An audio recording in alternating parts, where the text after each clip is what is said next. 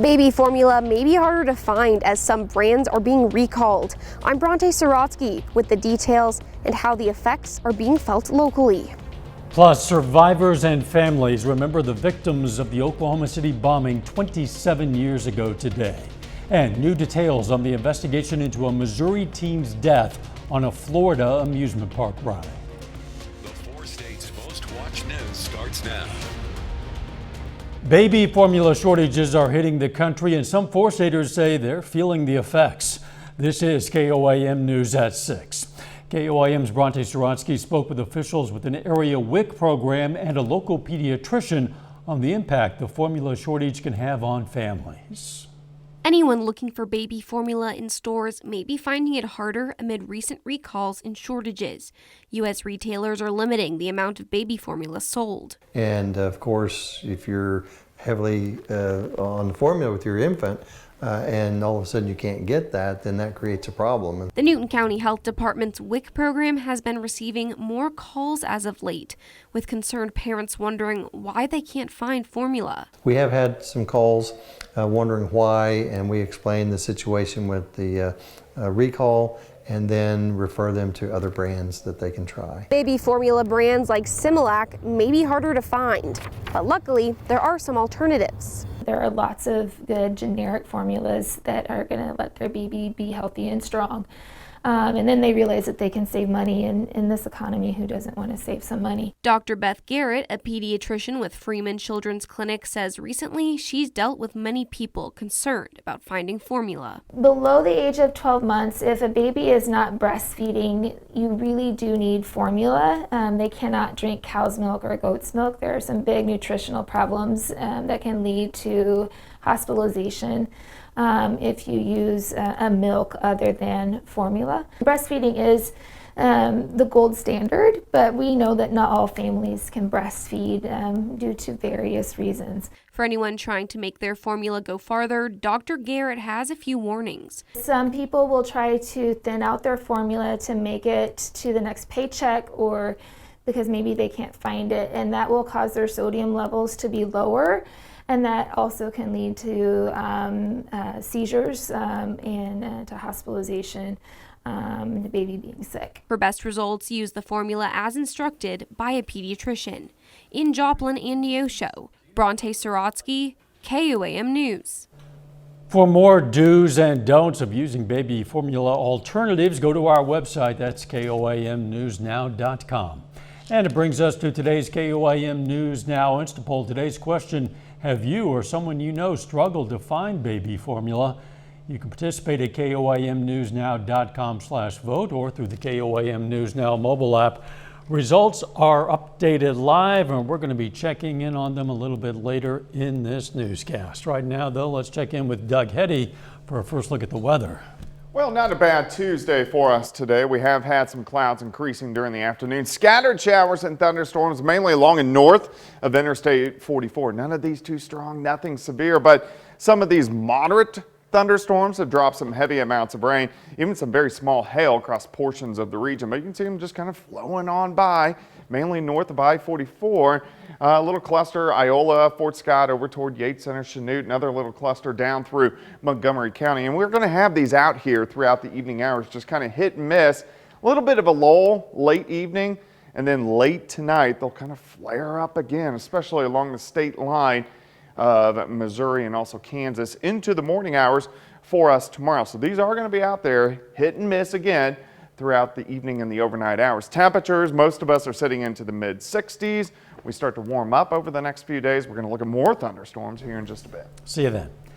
Today marks the 27th anniversary of the Oklahoma City bombing. In 1995, Timothy McVeigh set off a truck bomb near the Alfred P. Murrah Federal Building in downtown Oklahoma City, killing 168 people, including 19 children. Today, survivors and families gathered at the Oklahoma City Memorial to honor those lost in the blast. The names of the victims were read aloud, followed by 168 seconds of silence. Governor Kevin Stitt also spoke at the event. This morning, we join here to remember the 168 lives lost 27 years ago. This day marks the anniversary of a terrible act of violence that is burned in our collective memories forever. Bomber Timothy McVeigh was executed while his co-conspirator Terry Nichols is serving 161 consecutive life terms. Governor Stitt also signed a bill to allow law enforcement to keep secret audio or video recordings showing an officer dying in the line of duty. The bill Stitt signed was drafted after Tulsa police were required by Oklahoma law to release video of a suspect shooting 2 officers, one of whom later died. The bill prohibits the public disclosure of such video unless a judge determines the public interest outweighs the reason for denial. It also authorizes a deceased officer's family members to view the audio or video. There are tragic new details in the investigation into a 14-year-old Missouri boy's fatal fall last month from an amusement park ride in Orlando, Florida. Reporter Manuel Bajorquez has more. This report confirmed our department's findings that the operator of the Orlando Drop Tower made manual adjustments to the ride, resulting in it being unsafe. A forensic investigation into what led to the death of 14-year-old Tyree Sampson last month on the Orlando Freefall ride highlights a sensor on the ride's harnesses that signals when the gap below the harness is near 3 inches, what the report calls normal. It says the sensor on Sampson's seat was manually loosened, adjusted, and tightened to allow a restraint opening of near 7 inches, which may have grown to as much as 10 inches as the ride's 70-mile-per-hour drop slowed and Sampson slipped out. These misadjustments allow the safety lights to illuminate, improperly satisfying the ride's electronic safety mechanisms that allowed the ride to operate. Investigators also said the manufacturer's maximum weight for the 400-foot freefall ride was 250 pounds, and Sampson, an 8th grade football standout from Missouri, weighed more than 300 pounds. My understanding, it was seat 1 and seat 2 only that were adjusted, and presumably to allow for larger riders, which should not have happened based on the manufacturer's guidelines. The ride remains closed. An attorney for the ride's owner, Slingshot Group, said in a statement that it's fully cooperated with investigators and that the company followed all procedures, protocols, and safety measures provided by the ride's manufacturer. Manuel Bajorquez, CBS News, Miami. Family lawyer and prominent civil rights attorney Ben Crump has called Sampson's death completely preventable. Pittsburgh police today worked on their cardio for a good cause. As part of the 41st annual law enforcement torch run, officers ran from the Pittsburgh Police Department to Pitt State's football field, passing the torch to each other on the way. Today's torch run sets up the Kansas Special Olympics Southeast Spring Games next month. This is what I do. I've been involved in law enforcement torch run for over 16 years. So not only doing the torch run, but the polar plunge and all of the other Special Olympic events we do across the state and across the nation. It's amazing to get to do this. Torch runs will also be held statewide, culminating in Wichita for the Summer Games in early June. Coming up, Neosho High School students prepare for their annual plant sale next week, plus why a local senior citizen was surprised with tickets to a NASCAR race. Starting next week, area gardeners are going to make their way to Neosho, Missouri for the high school's annual plant sale. Neosho Future Farmers of America will be selling plants ranging from flowers and bedding plants to potted plants and vegetables. Plants have been grown by local agriculture and FFA students. The money raised will go back into the high school's greenhouse, as well as some activities, including a summer camp. Yeah, they get the knowledge base for raising plants and taking care of plants, but they also get to see the finished product go out to customers, and they get to see that customer service and customer satisfaction with a quality final product. That plant sale is going to run next Tuesday through Thursday from 3:30 to 6. Amazon Prime is going to be shining a spotlight on Missouri Southern. The streaming service is on campus filming a series called The College Tour. It's hosted by a former winner of The Amazing Race, Alex Boylan.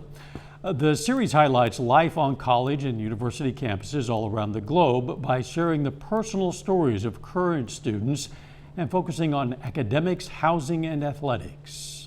No, we always say, I mean, this is reality at its finest. I mean, because it's real students and it's their real stories. And we just kind of bring that to life with the episode of television. Film crew is going to be on campus and around Joplin through Friday. A local woman today was surprised with racing tickets. Now, you might remember Helen Hubbard. We ran a story about the then 100-year-old lifelong Chiefs fan. It was a couple of years ago when Kansas City won the Super Bowl.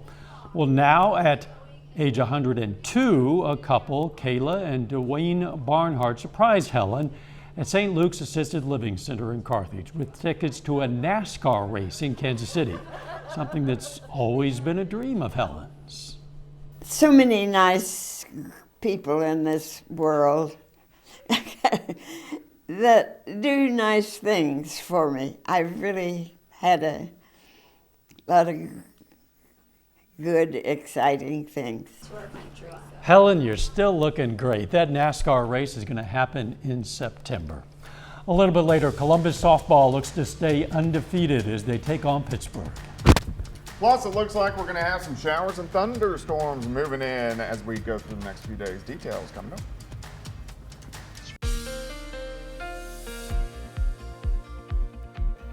Overall, not a bad Tuesday for us today. Quite a bit of sunshine during the morning hours, clouds, some scattered showers and thunderstorms rolling in during the afternoon. We do have a severe threat that increases tomorrow into Thursday and then again Saturday into Sunday.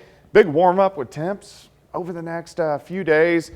Also some heavy amounts of rain by the week and long range forecast month-long blog, KOAM newsnow.com. Here's our Lander Chevrolet Tower Cam. Looking on the southeast side of Joplin, back toward the south and to the east, but looks pretty good across the region for us right now. Temperatures, most of us mid-60s, but quite a bit cooler in our northern counties where you have the clouds and you have those showers and you have a few random little thunderstorms. We're going to drop back through the 60s, 50s, eventually near 50 for an overnight low a little bit later on tonight.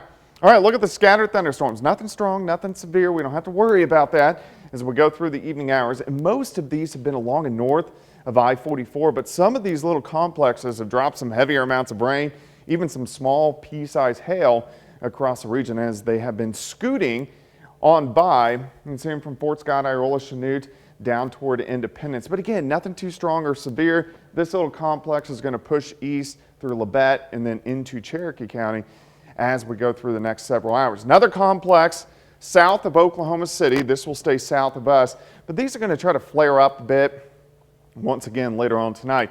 Next storm system building out across the Pacific Northwest, and that's going to give us chances for showers and thunderstorms again tomorrow. Even a low severe threat, especially on the Kansas and Oklahoma side, really from Joplin points south and west. Timing 4 p.m. to about 11 p.m. Main threat tomorrow, wind and hail. I'm going to keep tornado threat low, but it's there.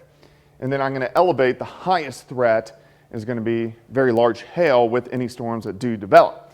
Hit and miss scattered thunderstorms for us tonight, increasing a little bit late tonight into tomorrow morning, just kind of flaring up. So here's 8 a.m. And a few of these guys could be a little bit stronger, maybe even low grade severe. Then they push east. We have clouds through the morning. If we can break out and get the sunshine, we're going to get scattered thunderstorms along this front. They are going to be scattered, so not everybody's going to get the rain, but the ones that get going, they could really pack a punch with that hail threat, low tornado threat. These will push to the south, so here's 10 p.m. Our front kind of stalls and then lifts back north, so scattered thunderstorms continue with a severe threat late tomorrow night into Thursday morning, and then as that front lifts north, then our threat will drop by Thursday afternoon. But we're also going to have to watch Thursday night. Complex is going to try to work in. So it's just numerous rounds of scattered thunderstorm chances as we go through the next few days. Then we'll get a break and then chances right back up again as we head into the weekend. All right, 67 tomorrow, 75 Thursday, 81 on Friday. Also the winds. It's going to be windy next few days. Winds gusting near 40 tomorrow. Near 40 again on Friday. Thunderstorm chances late Saturday into Sunday. Those are considerable gusts. 40 yeah, miles an hour. It's getting up there. Thanks, Doug. Here's a look at our tower camera, sponsored by R.E. Smith Construction, as work continues on the KOAM More Power project. You can check it out anytime on our website. That's KOAMnewsnow.com/power. Still ahead, Columbus softball puts their undefeated record on the line today, and Columbus track and field hosts its invitational. Danny Terzer has highlights next.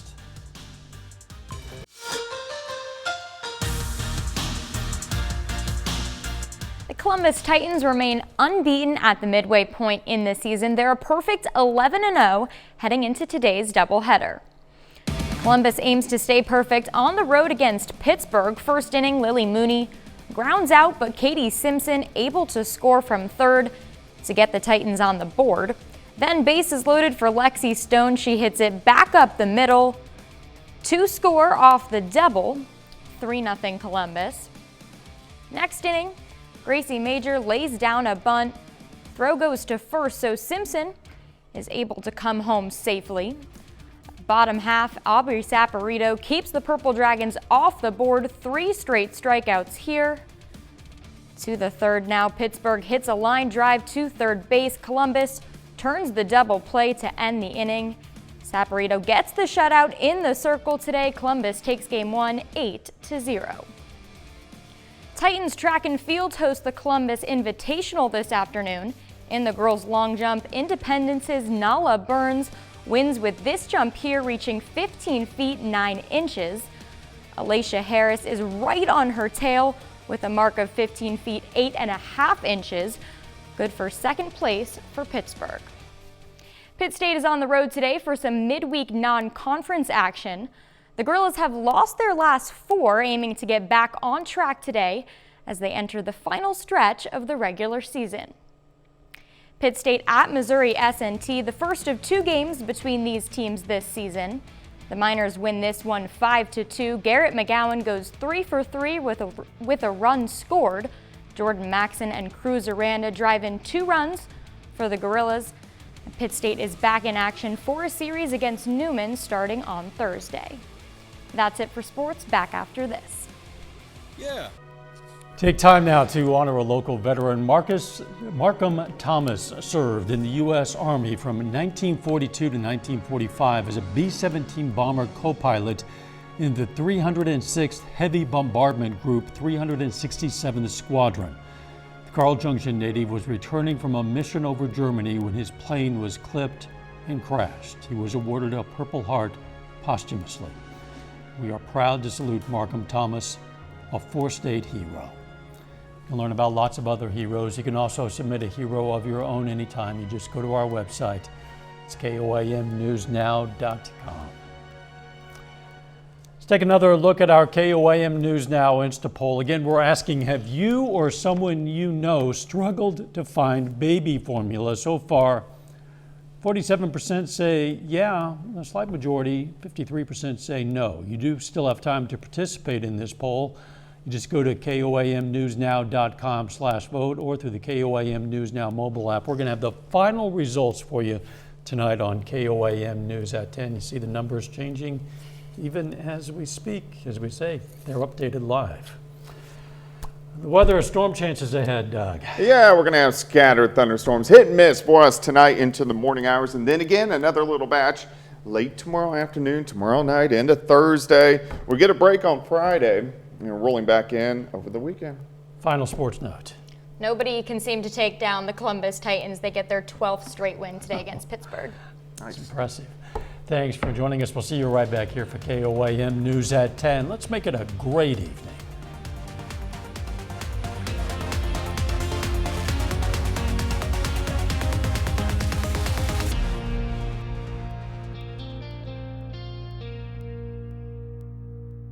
Salon service is provided by the Wild Side in Pittsburgh for over 25 years.